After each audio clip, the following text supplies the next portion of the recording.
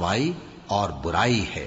ان کا حال یہ ہے کہ جب فرشتے ان کی روحیں قبض کرنے لگتے ہیں جبکہ یہ اپنے ہی حق میں ظلم کرنے والے ہوتے ہیں تو مطیع و فرما بردار ہو جاتے ہیں اور کہتے ہیں کہ ہم کوئی برائی نہیں کرتے تھے، ہاں جو کچھ تم کیا کرتے تھے اللہ اسے خوب جانتا ہے۔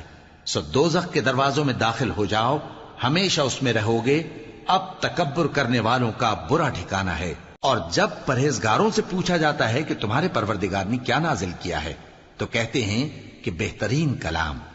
جو لوگ نیکوکار ہیں ان کے لیے اس دنیا میں بھی بھلائی ہے اور آخرت کا گھر تو بہت ہی اچھا ہے، اور پرہیزگاروں کا گھر بہت خوب ہے۔